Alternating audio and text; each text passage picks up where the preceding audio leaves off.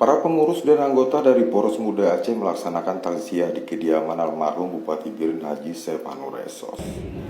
Turut hadir Ketua DPD Poros Muda Aceh Ilham Akbar ST, Ketua DPD PMA Biren Sumadi ST, para Ketua DPC PMA tingkat kecamatan dan Gampung terlihat khusyuk dalam doa tahlilan yang dipimpin oleh Tengku Muhammad Yani berlangsung di Gampung Payamaneng, Kecamatan Pesangan pada Rabu 22 Januari 2020. Dari amatan media, di suasana di lokasi kediaman almarhum terlihat dipadati oleh ribuan jamaah Samadiyah dari berbagai elemen masyarakat yang terus berdatangan silih berganti melayat ke rumah duka. Dalam kesempatan itu, Humas DPD PMA Biren mewakili keluarga besar PMA juga turut menyampaikan rasa bela sungkawa. Assalamualaikum warahmatullahi wabarakatuh.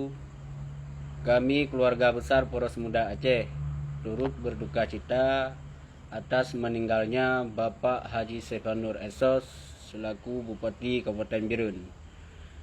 Semoga amal ibadah beliau diterima di sisi Allah Subhanahu wa taala, dan juga keluarga yang ditinggalkan supaya tabah dalam menghadapi cobaan ini. Sekian, Assalamualaikum warahmatullahi wabarakatuh. Demikian Teguh Duta melaporkan.